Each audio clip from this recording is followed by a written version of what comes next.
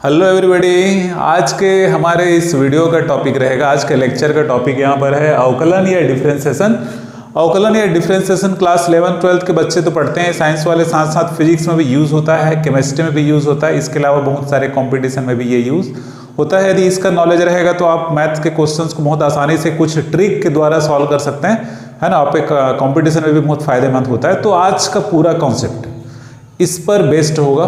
फलन के बारे में बताएंगे, फंक्शन के बारे में बताएंगे क्या होता है, उस पर आपका कॉन्सेप्ट क्लियर होगा।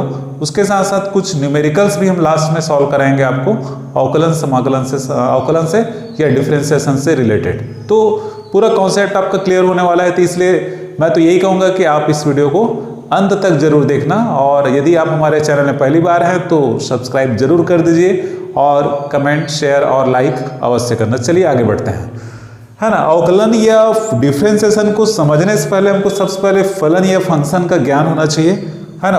फलन या फंक्शन क्या होता है, जैसे सिंपल यदि हम एक एग्जांपल लेकर चले, y इक्वल टू मान लो 4x, है ना। y इक्वल टू 4x एक रिलेशन है y और x के बीच। यहाँ पर y को कहा जाता है x, हाँ चलो x को पहले देखते हैं। इसको कहते हैं स्वतंत्र चर, है ना, इंडिपेंडेंट वेरिएबल। इसको कहा जाता है परतंत्र चर, डिपेंडेंट वेरिएबल, या आश्रित चर भी कहते हैं। ऐसा कहने के पीछे कारण है कि x के वैल्यू पर y का वैल्यू चेंज करता है। जैसे x इक्वल टू रख दो 0 तो y इक्वल टू भी क्या आएगा यहाँ पर 0। x को 0 करोगे तो 4 इंटू 0 0 होगा। x इक्वल टू 1 कर दोगे तो y इक्वल टू क्या हो जाएगा 4 इंटू 1। x इक्वल टू आप 2 करते हो तो y इक्वल टू क्या हो जाएगा 4 इंटू 2, मतलब एड ऐसा। मतलब जैसे जैसे और भी आप बहुत सारे वैल्यू लिख सकते हैं, अनलिमिटेड असंख्य मान आप निकाल सकते हो x का मान रख के। तो ये x का मान रखने के लिए हम स्वतंत्र हैं, ठीक है, फ्री हैं। हम अपने इच्छा से x का मान जैसे रखेंगे, y का मान उसके अनुसार जो 4 का मल्टीप्लाई होने के बाद आएगा। इसलिए यहाँ पर x को स्वतंत्र चर और y को क्या कहते हैं, परतंत्र चर। तो इस केस में क्या लिखते हैं यहाँ पर, f लगाकर x को क्या लिखेंगे y, है ना। y equal to f of x, इसको क्या पढ़ते हैं, y is a function of x, मतलब y x का क्या है,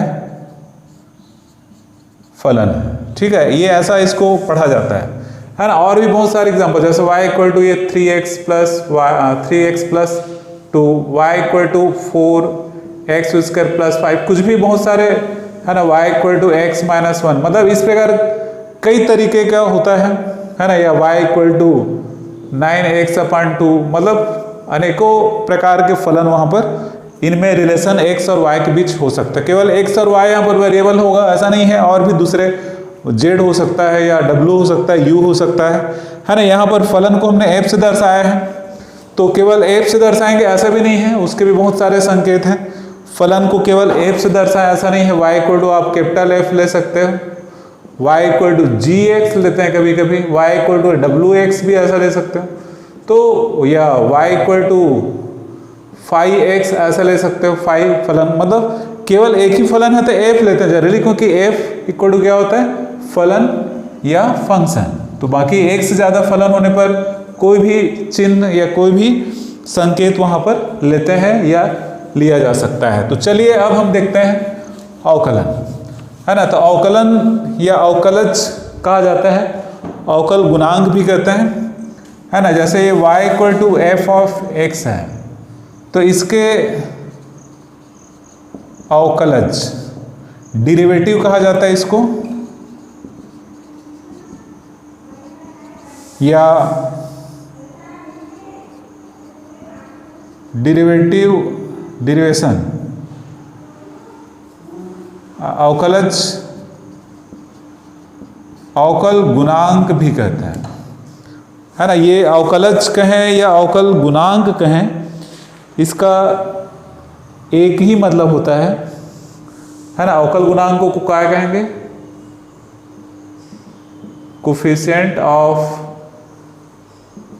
डेरिवेटिव, ठीक है। ये हिंदी इंग्लिश दोनों मीडियम के स्टूडेंट या कोई भी समझ सकते हैं इसको, इसलिए मैं इसको इस प्रकार से बता रहा हूँ, साथ साथ हिंदी और इंग्लिश दोनों को एक साथ लेकर।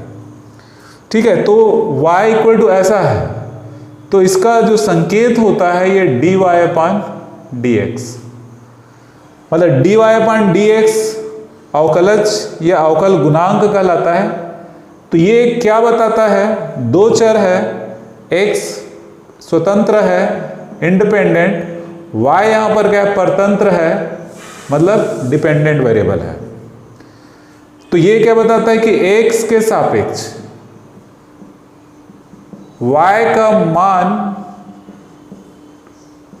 किस दर से परिवर्तित होता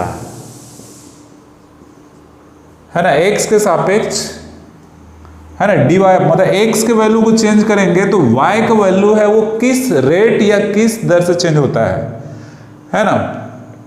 y का वैल्यू है x के रेस्पेक्ट किस रेट से इंक्रीज होता है या डिक्रीज होता है ये बताता है।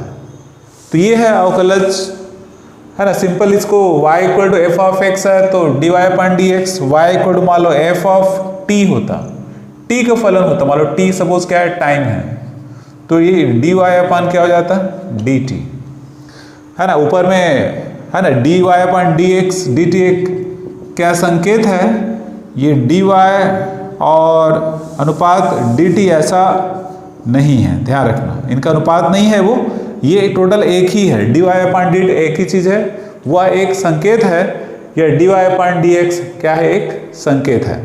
अब हम इसके कुछ महत्वपूर्ण सूत्र या महत्वपूर्ण फार्मूले देखेंगे और उसके बाद इनसे रिलेटेड न्यूमेरिकल्स देखेंगे। चलिए आगे बढ़ते हैं। ये हमारे बेसिक जो फार्मूला है अवकलन से संबंधित, डिफरेंशियल से संबंधित सारे फार्मूले हमने यहाँ पर लिख दिए। इसके अलावा और भी कुछ फार्मूले हो सकते हैं पर मोस्टली यही फार्मूला यहाँ पर यूज होता है। चलिए देखते हैं यहाँ पर, इसको एक बार एक नज़र डालते हैं। यहाँ पर डी अपान डी एक्स सी यहाँ पर क्या है कोई कांस्टेंट, कांस्टेंट मतलब वे राशियाँ होती हैं जो चर राशि पर निर्भर नहीं करती हैं, मतलब स्वतंत्र चर पर निर्भर नहीं करेगा, मतलब सी है वो एक्स पर निर्भर नहीं करता है तो उसका डिफरेंशिएशन या अवकलन क्या हो जाएगा जीरो। और यदि वो अवकलन किसी फलन के साथ है, जैसे y फलन है एक्स का, तो फलन के साथ मान लो आया हुआ है तो वो चुपचाप उसको बाहर लिख दिया जाता है और जो भी फलन है उसका अवकलन होता है। ठीक है, और यहाँ पर जैसे u और v दो फलन है ना, u और v x के दो फलन है जो एक दूसरे के साथ योग या अंतर के रूप में है ना, अलग अलग प्रश्न में योग के रूप में आएगा या अंतर के रूप में, दोनों को एक साथ बता दिया गया है। तो d upon D X U plus minus V है, तो du upon D X plus minus D V upon D X होगा। ओके, और यहाँ पर जैसे d अपान डी एक्स दोनों का गुना हुआ है ना, इसमें वो सिंपल है, प्लस का प्लस होगा माइनस का माइनस होगा, दोनों का अवकलन होगा। जब गुणा है तो यहाँ पर थोड़ा आपको याद रखना है, दो फलन u और v है, दोनों x का फलन है, तो इसका अवकलन कैसे करेंगे, u पहले u का u ही बस लिखेंगे, v का अवकलन होगा, फिर प्लस करके v को v बस लिखेंगे जैसा है एज इट इज, फिर यहाँ पर x का अवकलन होगा। क्लियर है, बीच में प्लस होगा है ना, ये प्रथम फलन द्वितीय का अवकलन प्लस द्वितीय फलन प्रथम का अवकलन, ऐसा भी स्टडी करते हैं इसको। यहाँ पर दो फलनों का डिवाइड है, भाग है, तो इस केस में क्या होगा d upon D X you upon v, यहाँ पर दो फलनों का गुणा था, यहाँ पर भाग है, तो आपको क्या रखना, ये अंश और ये हर है ना, न्यूमरेटर और डिनोमिनेटर है, तो ये कहाँ से स्टार्ट होगा, डिनोमिनेटर से स्टार्ट होगा, मतलब हर से शुरू होगा।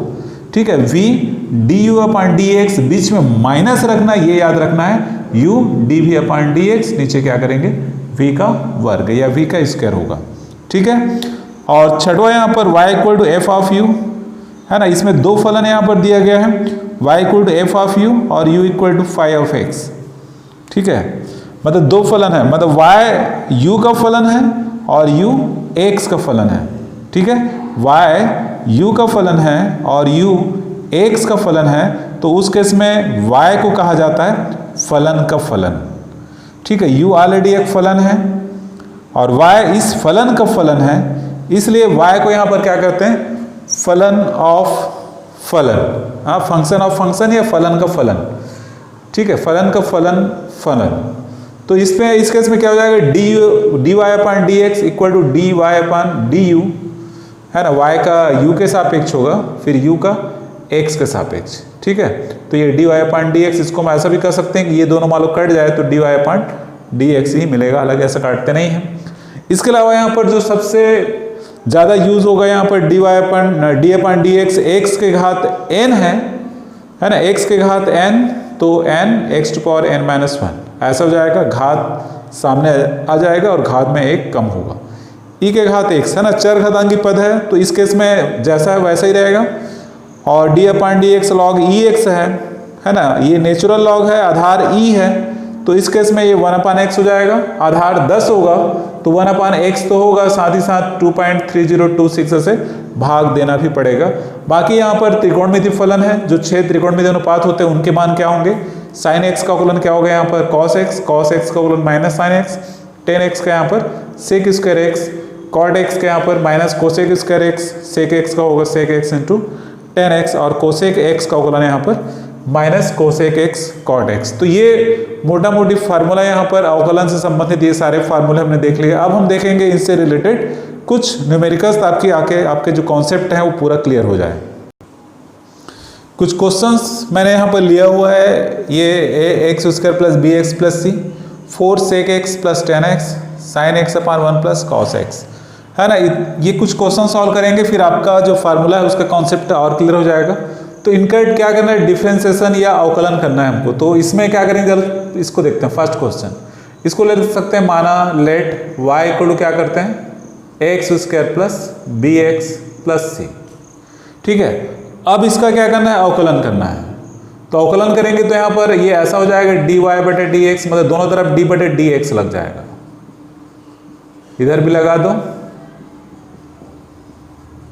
ये ऐसा है ना। y के बराबर मान लिए क्योंकि ये x का फलन है। तो अब यहाँ पर इसको अलग अलग कर देते हैं। जैसे इस वाले फार्मूला लगाएंगे, ये प्लस वाला है तो सब है वो प्लस हो जाएगा, सबका अलग अलग अवकलन है ना। ये D upon D X A X का वर्ग plus D upon D X B X plus D upon D X क्या हो जाएगा सी, ऐसा, ठीक है। और इसको अब इसमें कौन सा लगेगा, ये वाला लगेगा, ये कांस्टेंट है, इसमें ए बी सी कांस्टेंट है। तो कांस्टेंट मान लो फलन के साथ गुना है तो कांस्टेंट को बाहर लिख देते हैं। तो यहाँ पर इसको बाहर लिख देंगे ए डी बटे डी एक्स एक्स का वर्ग, यहाँ पर बी को बाहर लिखेंगे डी बटे डी एक्स, और ये एक्स, और यहाँ पर क्या करेंगे, ये तो डायरेक्ट जीरो हो जाएगा क्योंकि कांस्टेंट का अवकलन पहले फार्मूला से है ना, डी अपन डी एक्स सी कांस्टेंट है तो उसका अवकलन क्या हो जाएगा जीरो। तो इस प्रकार यहाँ तक तो सॉल्व हो जाता है। अब इसमें एक स्टेप और सॉल्व कर लेते हैं, ठीक है। अब ये ए और बी वैसे का वैसे रहेगा, एक्स स्क्वायर और यहाँ पर एक्स, यहाँ पर घात 2 है, यहाँ पर घात 1 है, ये वाला फार्मूला लगेगा इसमें।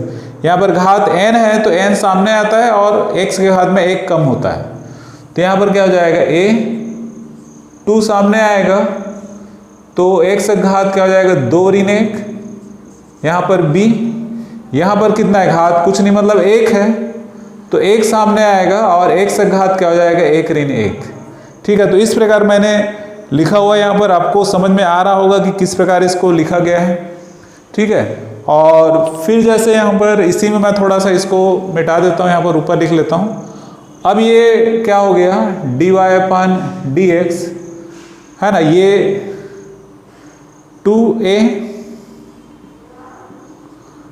x का घात 2 ऋण 1, तो अब क्या बचेगा केवल x, और यहाँ पर ये x का घात क्या हुआ 1 ऋण 1, 1 ऋण 1 मतलब 0 है ना, x का घात क्या हो गया 0, इसका मान क्या हो जाएगा 1, तो क्या बचेगा यहाँ पर केवल b।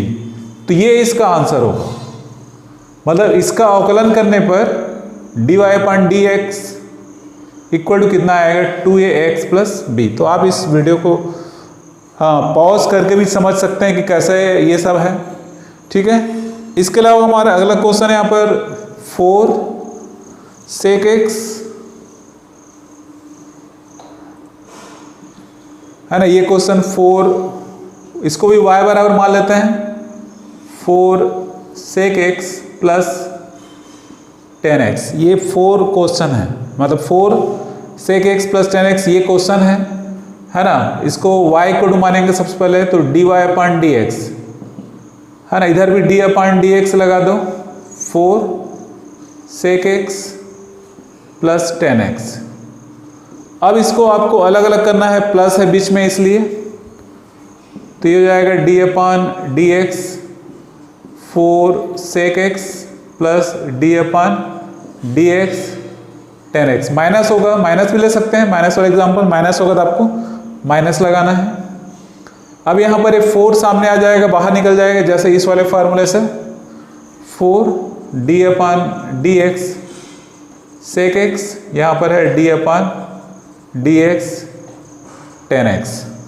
अब इसमें आप फार्मूला लगाइए, 4 sec x का क्या फार्मूला होता है, sec x इंटू 10x, ये sec x का अवकलन क्या होता है, sec x 10x। और फिर यहाँ पर 10x का क्या फार्मूला होता है, ये लिखा हुआ नीचे sec स्क्वायर x, है ना। यहाँ तक आपका क्वेश्चन सॉल्व हो गया है। चाहे तो आप एक स्टेप और बढ़ा सकते हो, कैसे, 4 ये sec x दोनों में कॉमन निकल रहा है तो कॉमन निकाल सकते हैं, तो क्या बचेगा, ये 10x प्लस sec x। तो इस क्वेश्चन का सॉल्यूशन यहाँ पर इस प्रकार से होगा। तो ये सेकंड क्वेश्चन जो हमने सॉल्व किया। फिर यहाँ पर थर्ड क्वेश्चन दिख रहा है एक, sin x 1 plus cos x, इसको भी हम सॉल्व करते हैं, है ना। ये कौन सा वाला फार्मूला लगेगा इसमें, ये u अपॉन v, ये ऊपर जो भी है u है, नीचे जो भी है वो क्या है, v है ना। तो इसको भी हम y इक्वल टू लिख लेते हैं, sin x upon 1 plus cos x। इसका जब अवकलन होगा तो d अपॉन dx y इधर भी d अपॉन dx लगा दो, sin x upon 1 plus cos x, ठीक है। तो ये dy अपॉन dx, अब इसमें लगाएंगे ये, ठीक है। आपको ध्यान रखना है ये u है और ये v है, तो आप देख लो शुरुआत किससे होता है, v से शुरू होता है, तो v को रख दो यहाँ पर 1 प्लस cos x d बटे dx, फिर u है यहाँ पर sin x, फिर क्या हो जाएगा, बीच में माइनस रखना है आपको, ये याद रखना है, भाग वाले में माइनस, फिर u का वैल्यू फिर से रख दो यहाँ पर sin x d upon dx, और ये v का वैल्यू, ठीक है, ऐसे। और नीचे 1 प्लस cos x का क्या हो जाएगा, वर्ग, नीचे यहाँ पर वर्ग होना है, मतलब इसमें वैल्यू पुट किया गया बिल्कुल। v का वैल्यू ये जो डिनोमिनेटर है हर, और ये न्यूमरेटर, फिर न्यूमरेटर और denominator, v u u v, ऐसा नीचे वर्ग है इसका, ठीक है। अब ये 1 plus cos x, sin x का अवकलन क्या होता है, cos x माइनस, यहाँ पर ये sin x का वैसे ही रहेगा। इसको दो भागों में बांट सकते हो, दो भागों में बांटोगे, पहला भाग में केवल 1 है, 1 मतलब क्या हो गया, वो कांस्टेंट हो गया, तो ये 0 हो जाएगा, और cos x का क्या होगा, minus sin x, cos x का माइनस sin x, और नीचे क्या होगा, ये 1 प्लस cos x का स्क्वायर। तो इस प्रकार लगभग कंप्लीट हो गया है। मैं इसको थोड़ा सा ऊपर लिख रहा हूँ, नीचे में जगह कम है इसलिए, है ना, ताकि आपका पूरा कॉन्सेप्ट है वो क्लियर हो जाए, है ना। इसको और आप थोड़ा सा सॉल्व कर लीजिए, इसका गुना कर दो अलग अलग, तो ये cos x प्लस हो जाएगा cos स्क्वायर x, ये माइनस माइनस क्या हो जाएगा, प्लस इन दोनों का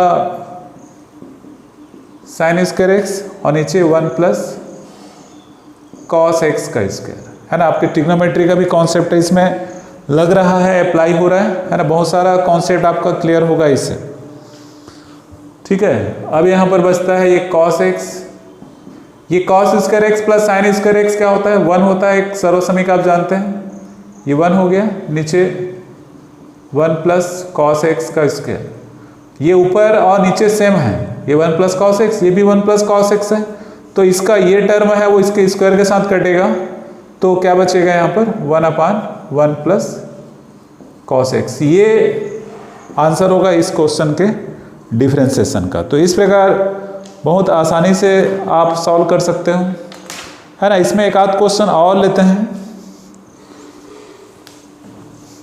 है ना। एक क्वेश्चन और ले लेते हैं, कुछ फार्मूला यहाँ पर और यूज हो जाएगा। ये है ना 6y equal to 6 log EX minus root x minus 7। इस प्रकार का एक क्वेश्चन है। तो इसका अवकलन करेंगे तो dy अपॉन dx लिखेंगे, इधर भी d अपॉन dx लगेगा, बाकी को आप एज इट इज जैसा है वैसे ही रख दो, ठीक है। अब इसको अलग अलग कर दो, बीच में माइनस है तो माइनस ही रहेगा, ये माइनस है तो इधर भी माइनस रहता है ना। ये d upon dx 6 log EX minus d upon dx root x minus d upon dx 7, ठीक है। अब इसमें फार्मूला लगाओ, यहाँ पर 6 है, अचर है, कांस्टेंट, तो 6 अचर है, ये फलन है तो c को बाहर कर देंगे। ये हो जाएगा 6 d upon dx log EX minus d upon dx, इसको घातांक रूप में लिख लो, पावर के फॉर्म में, है ना। वर्गमूल या स्क्वायर रूट को क्या लिखते हैं, पावर में 1/2, और ये टर्म तो 0 हो जाएगा फर्स्ट वाले फार्मूला से, ठीक है। फर्स्ट वाले फार्मूला से ये 0 हो जाएगा। अब क्या होगा, 6, इसका अवकलन क्या होता है, ये फार्मूला यहाँ पर लिखा हुआ है log x, तो ये 1 अपॉन x हो जाएगा सीधा। इसमें लगेगा x के घातांक वाला फार्मूला, ये x के घात n है, पर यहाँ पर क्या है 1/2 है, तो 1/2 सामने आएगा, x के घात 1/2 ऋण 1 हो जाएगा, ठीक है। तो ये है ना, इसको और थोड़ा सा एक स्टेप सिंप्लीफाई कर सकते हैं। 6 अपॉन x माइनस 1/2, ये x के घात 1/2 ऋण 1 तो जाएगा x के घात ऋण 1/2, तो 6 अपॉन x माइनस, यहाँ तक सॉल्व हो गया है, 2 पावर माइनस में है इसलिए वो नीचे आ जाएगा, और ये क्या हो जाएगा x हो जाएगा। तो इस प्रकार 6 upon x minus 1/2 root x. तो ये पूरा आपका फंडामेंटल अवकलन पर आधारित डिफरेंशिएशन पूरा फुल कॉन्सेप्ट है ना। आपको हमने इसका कॉन्सेप्ट बताया, फंक्शन क्या होता है, साथ साथ जो पूरे फार्मूला आ गए यहाँ पर और उनसे रिलेटेड सारे न्यूमेरिकल्स। आपको ज़रूर पसंद आया होगा, और यदि आपको अच्छा लगा तो हमारे चैनल को सब्सक्राइब जरूर कर दीजिए और लाइक शेयर कमेंट अवश्य करना। Thanks for watching.